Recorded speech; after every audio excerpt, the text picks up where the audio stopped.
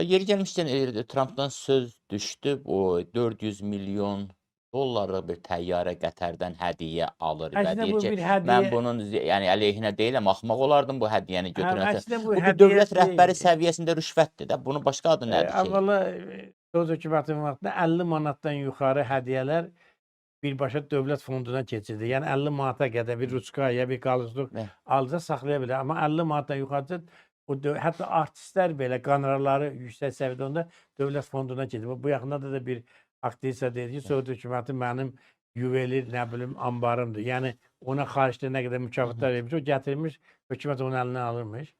İndi Amerikanın özündə də bu qanun var. Yəni o Trampın şəxsi qaydada Trampa bir prezident kimi bu qədər bahalı bir hədiyyə. Bunu Amerika dövləti təyyarə götürüb istifadə edəcək hansısa bir tutaq ki, Amerika mülki aviasiyasında istifadə olunacaq.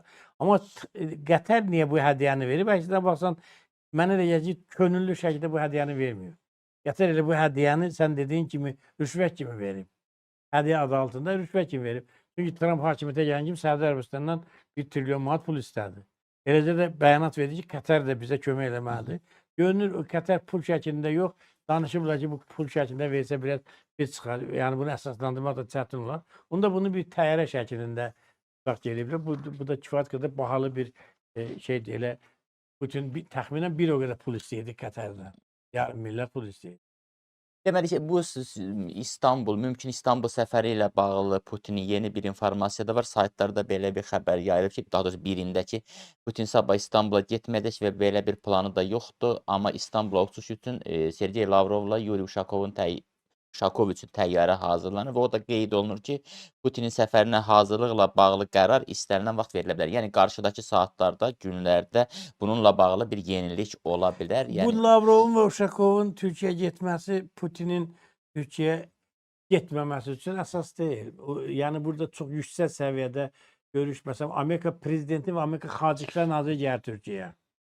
Türkiyədə də Türkiyənin Xarici İşlər naziri və Türkiyənin prezidenti iştirak edəcək. Çox güman ki, Ukrayna tərəfindən də Xarici İşlər naziri və Zelenski iştirak edəcək. Rusiya tərəfindən də Putin və Lavrov iştirak edəcək. Yəni burada bax ki, indi məlumat verib ki, hə, Lavrovla Uşakov gedir, o deməkdir ki, Putin getməyəcək. Baxın, Amerikan Xarici İşlər naziri də Trampdan qabaq gəlir Türkiyəyə. Antalyadakı o qeyri-rəsmi bir başqa görüş çərçivəsində gəlir, amma Xarici gəlir. İşlər nazirinin qeyri-rəsmi görüşü olacaq. Lavrov da ora gedir.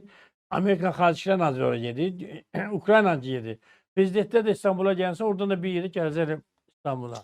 Türkiyənin kompası parlaq və firavan gələcəyə yönəlib, dünyadakı xaotik vəziyyətə baxmayaraq dövlət gəmisini mütləq etibarlı limana çatdıracaq. Yəni, pafoslu, bəlavətli nitqlər ustası Rəcəb Tayyip Ərdoğanın mən sözlərin nümunə gətirdim. Yəni, bu son çıxışındandır və terrorsuz Türkiyə prinsipinə uyğun olaraq PKK məsələsini demək olar ki, bitirdi. Bu, Ərdoğanın qələbəsidirmi? Təbii ki, bu mühüm hadisələr Ərdoğanın vaxtında heç kəsin ağlına gəlməyən çox nəhəng hadisələr olubdur. Dağlıq Qarabağ məsələsinin həlli, Suriya məsələsinin həlli, Liviya məsələsinin həlli, Aralıq dəniz məsələsi və s. və s. Bunu indi Ərdoğana sən düşmən ola bilərsən, sevməyə bilərsən, amma tarix çılpaq faktlardan ibarət. Məsələn, gözəl cümlələri misal gətirmiş ki, belə maraqlı ifadələşdir. Bəlağətlə danışmaq türk diplomatiyasının bir ənənəsidir. Mən bir dəfə çox uzun müddət bundan qabaq bir məsələ vardı. Tayyip Ərdoğana bir məktub yazmaq istəyirdim.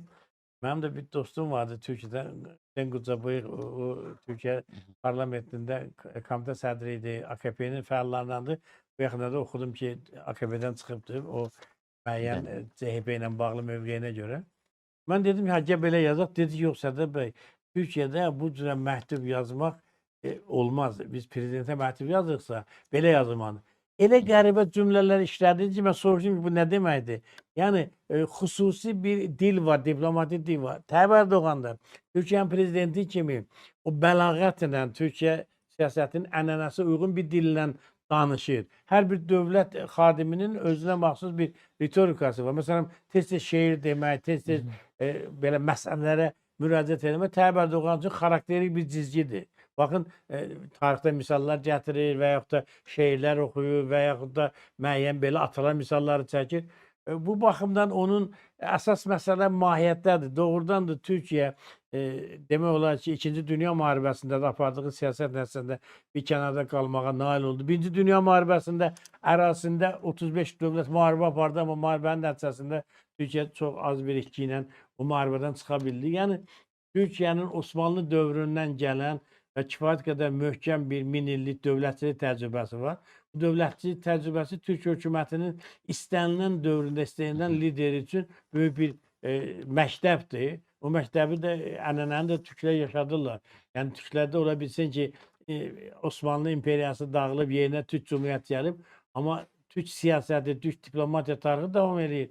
Buna görə də bu Tayyip Erdoğan'ın deməsi ki, biz belə bir sakit limanı, əlbəttə, baxın Suriyada münaqişə yoluna qoyulubmu? İsraillə münasibətdə Bakı danışıqları başlayıbmı? Tutaq ki, Ermənistan-Azərbaycan münaqişəsi dayanıbmı? Eləcə də Türkiyənin Qafqazda, Aralıq Dənizdə, Skandinav, Balkan ölkələrində, Yaxın Şərqdə, Orta Asiyada kifayət qədər fəallığı nümayiş. Bəs bundan artıq siz nə istəyirsiniz? Yəni Türkiyə Erdoğan'ın dövründə kifayət qədər ciddi siyasi qələbələrə imzadır. O ki qaldı PKK məsələsinə. Bu məsələ çox ciddi bir məsələdir. Sual vermək lazımdır. Bu PKK nəyə görə fəaliyyətini dayandırıldı? Bunun bir çox səbəbləri var. Birinci səbəbi nədir? Bilirsiniz ki, PKK sol təmayülli bir güc idi. Yəni daha çox fəaliyyətli, çünki bunu Ruslar yaratmışdı, Sovet hökuməti yaratmışdı. Ona görə də bayraqlarında da bilirsən də o fəaliyyətli ideologiyasının simvolları var idi. Bəli.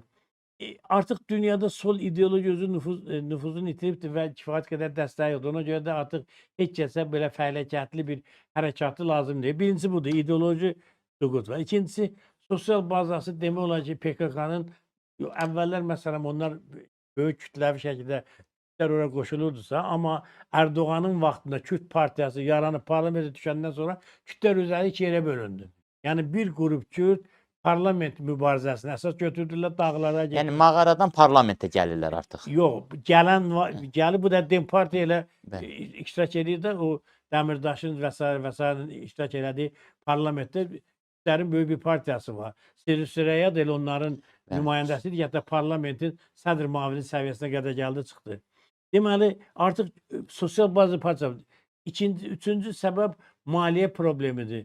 Artıq əvvəlki illərdə olduğu kimi Kürtlər PKK Kürtlərin yeganə təmsilçisi deyil. Bu dəqiqə Kürtlərin müxtəlif təmsilçiləri. Məsələn, Bərzaninin hakimiyyəti İraq Kürtlərini kifayət qədər təmin edir.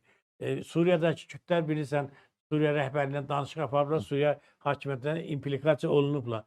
Bir qalır Türkiyə, Türkiyədə də Kürtlərin yarısı parlamentdə təmsil olunur. PKK-nın onda belə deyək, sosial bazası nədən ibarət? Kim buna pul verəcək və ya da bu hansı yolda bu pulu yığacaq? Ən vacib məsələlərdən biri, dünənə qədər PKK-dan Türkiyəyə qarşı istifadə edən dövlətlər artıq istəsələr də, istəməsələr də Türkiyənin sabitliyində maraqlıdır. Bu qərarı qəbul edəcəklər, yəni PKK-nı silahı yerə qoyma qərarı. Avropa görür ki, Türkiyəsiz özünün təhlükəsini təmin edə bilməz. Ona görə də Avropa öz ərazisində PKK-nın fəaliyyətini məhdudlaşdırır və artıq o əvvəlki maliyyə dəstəklərini vermir. Yəni elə şərtlər var ki, o şərtlər bu məcbur olunmuş bir qərardır.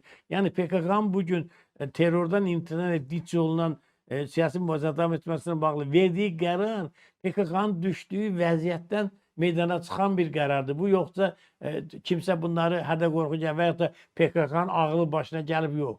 Sadəcə başqa bir yolları da yoxdur. Ya məhv olub getməlidirlər, ya da ki, tutaq ki, simalarını dəyişib bu və başqa şəkildə fəaliyyətlərini davam elətdirməlidirlər. Bu da Tayyip Erdoğan'ın ən böyük nailiyyəti nəyə görə? Amansız bir şəkildə beynəlxalq ictimaiyyətin təzyiqlərinə baxmayaraq PKK-nı həm İranda, həm İraqda, həm Suriyada, həm Türkiyədə demək olar ki, məhv elədi ardıcıl olaraq. Digər tərəfdən PKK ilə müəyyən danışıqlar qapısında açıq qoydu və o yolla da müəyyən tutaq ki, nailiyyətlər əldə elədi. Siz hakimiyyətə gələndə PKK açılışı ilə bağlı Avropada görüşlər, yadınıza gəlir, görüşlər gedir. Yəni o qədər bu deməli Erdoğan hakimiyyəti PKK ilə bağlı çox belə ardıcıl siyasət yapacaq. Bu siyasət nəticəsində də artıq PKK-nın mövcudluğuna heç bir ehtiyac qalmadı. Beynəlxalq dayağı yox, sosial bazası yox, Türkiyəyə qarşı durmaq gücü, iqtidarı yox. Özündən başqa bir çox Kürt təşkilatları da var ki, onlar demokratiya yolunda daha çox şey əldə ediblər. Məsələn, Türkiyədə Hə. kürdlər öz dillərində məktəb oxuyurlar, öz dillərində danışırlar. Türkiyədə kürd dilində televizor var.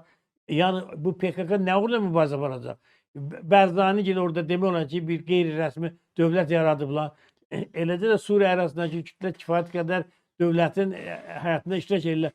PKK-nın tərəfdar toplaması üçün bütün variantlar əlindən alınıbdır. Yəni onu demək istəyirəm ki, PKK-nın bu qərarı yaranmış şərait ilə bağlıdır. Yoxsa ağlı başına gəlməyib. O bəzi quldurların ağlı başına gəlməyib. Yeri gəlmişkən, Ceyhun Ağayev soruşur. Hörmətli Sərdar bəy, PKK terror təşkilatını terror təşkilatı kimi tanımayan Azərbaycan üçün hazırda gedən proseslərin nə kimi təsiri olacaq? İlham Əliyev də bilirsiniz də bu Gülərlə danışıqda Türkiyənin Müdafiə naziri birisi Azərbaycana səfərə gəlib. Eləcə də Türkiyənin Təhlükəsizlik Şurasının baş katibi Azərbaycana gəlib. Bu da əvvəla deyim, bu da çox ciddi bir məsələdir ki, bu iki Türkiyənin mühüm hərbi gücünü təmsil edən, təhlükəsizliyi təmin edən lider Türkiyədədir və Azərbaycandadır. Həmin görüşdə İlham Əliyev PKK-nın da silahı yerə qoymasını və özünün siyasi mübarizə üsullarını dəyişdirməsinə bağlı qərarı alqışladığını bildirib və mənə elə ki, Azərbaycan dövlətində mövqeyi bundan ibarət. Prezidentin bundan bağlı konkret Azərbaycan mövqeyini ortalığa qoyub. Aydındır. Yəni PKK-nın bu qərarına Türkiyə hansı reaksiyanı verirsə, Azərbaycanda o reaksiyanı verib, onu demək istəyirəm. Biz Türkiyədən fərqli bu məsələyə qiymət verə bilmərik. Şura bəyannaməsinə görə biz xarici siyasətimizi uzlaşdırmalıyıq. O cümlədə PKK-ya münasibətdə Türkiyə desəydi, yox, PKK-nın bu addımı qəbul eləmir. İlham Əliyev də dünən təbrik elədi Ərdoğanı bu münasibətlə. Yəni İlham Əliyev də təbrik elədi, yəni PKK üzərində qələbə münasibəti ilə Ərdoğanı. Daha doğrusu mən bunu qələbə yox, bu PKK problemi həll etdiyinə görə. Bilirsiniz, bəzən elə sözlər var ki, onlar qızıq yaradır, əksər. Nəyə lazımdır qələbə ya məğlubiyyət? Deməli ki, bu problem həll olundu. Zaten bu problemi Sünni üzrə xarici dövlətlər yaratmışdı. Onlar dəstəkliydi, pul onlar verirdi. Rusiyada böyük bir şəhər ayırmışlar PKK-nın ideoloji mərkəzlərindən biri. Avropada maliyyə mərkəzləri var idi. Hamısı Kürt xalqının iradəsindən kənar başqa dövlətlərə kütləri istifadə edirdilər. Kürdlər burada bilsən az içki vermir və indiyə qədər bu 40 il ərzində milyonlarla Kürd ölüb. Özü boş yeri ölüb. Kürdlər nə Rusiyanın marağına xidmət eləmək, Avropanın marağına, Türkiyəni tutacaq başını qatmaq, Türkiyəni hərbi iqtisadi inkişafdan saxlamaq, bu həm də elə Kürdlərin özdən maraqlanır. Yəni Türkiyə nə qədər zəif idisə, bir o qədər Kürdlərin yaşadığı ərazidə də dirçəliş yoxdur. Baxın, zəlzələ oldu Kürdlərin yaşayan ərazidə. Bütün o 6 rayonun altında da yeni şəhərlər salınıb, kəndlər salınıb, cəmaata qeyri-adi dərəcədə dövlət yardım. Əgər Türkiyə zəif olsaydı, bunları eləyə bilərdimi? Onda Kürdlər necə olacaqdı? O zəlzələnin xarabalıqlarında Kürdlər necə yaşaya bilər? Amma baxın, dövlət güclü olduğuna görə zəlzələnin nəticələrini qısa müddətdə bir il ərzində aradan qaldıra bildi və milyonlarla adam artıq mənzillə təmin olundu. Bu da onu göstərir. Əksinə baxsan, PKK-nın indiyə qədər apardığı mübarizə ilk növbədə Kürdlərin maraqlarına zidd olubdur. Yəni siz düşünürsünüz ki, deməli Ankara PKK-nın varlığında maraqlı olan o kənar dövlətlərin, kənar aktyorların heç bir müdaxiləsi ilə üzləşməyəcək bundan sonra. Çünki niyə? Mən fikrimi belə ifadə edirəm. Kənar güclər bu günə qədər PKK-ya dəstək verən qüvvə Rusiya, Fransa, Amerika, Türkiyəyə etirazları var. Ona görə Türkiyənin başını PKK ilə qatmaq bunlar üçün də maraqlı deyil. Məsələ burasındadır. Dedim axı, Türkiyə münasibət dəyişdiyinə görə PKK-ya münasibət dəyişib. Yoxsa nə Macron, nə Putin, nə Trump heç vaxt PKK məsələsini belə deyil. Bu cür həll olmasa imkan verməzdi. Anladım. PKK-nın, yəni o siz də xatırlatdınız, İraqdakı və Suriyadakı qanadları da Abdullah Öcalanın bu silahı yerə qoymaq, özünü buraxmaq çağırışına müsbət cavab verəcək. Eyni zamanda xaricdəki Kürd diasporada bütün baş verənləri təbii bir senari kimi qəbul edəcək, barışacaq. Mən belə başa düşürəm də sizin mövqeyinizi. Bəli. Başqa bir növbə. Və Çünki o yoluna Kürdlərin nəsə əldə etmək şansı sıfırdır. Əssalam. Axmaq olmalısan ki, 40 il bir yol gələsən, heç bir nəticə olmaya, yenə də o yolu gedəsən. Amma bir maraqlı ifadə də var idi. Düzdür, 5-i 7-sində keçirilən, mayın 5-7-si aralığında keçirilən əslində qurultayda gedən müzakirələrin nəticəsi olaraq bunu açıqladı PKK. PKK bildirdi ki, həbsdə olan liderimiz Abdullah Öcalana hüquqi və siyasi zəmanət istəyirik Türkiyə hakimiyyətindən. Təbii ki, əgər Türkiyə böyük bir problemi həll eləmək istəyirsə, bu zaman müəyyən güzəştlərə gedəcək. Bu güzəştlər də Türkiyənin zəifliyi ilə bağlı deyil. Artıq Öcalanın siyasi fiqur kimi əhəmiyyətini itirməsi ilə bağlıdır. Çünki yeni türk liderləri meydana çıxır. Məsələn, İraqda Bərzani kifayət qədər güclü bir sima malikdir. O Suriyadakı lider kifayət qədər tutaq ki, müstəqil və Kürtlər arasında nüfuza malikdir. Türkiyənin özündə kifayət qədər yeni siyasi liderlər meydana çıxıb ki, artıq Öcalan kimi bir Öcalan sadəcə olaraq bir simvol kimi mövcuddur. Türkiyədə artıq onu belə deyək ki, bu böyük bir problemi həll etdiyinə görə onun haqqındakı qərar da düzdür. Öcalanın çox böyük cinayəti var, PKK-nın çox böyük cinayəti var. Mən elə gəlir ki, bu uzun illər onlar da öz etdiyi cinayətlərə görə cəzalarını alıblar. Milyonlarla PKK üzv ölüb, bu deməkdir ki, elə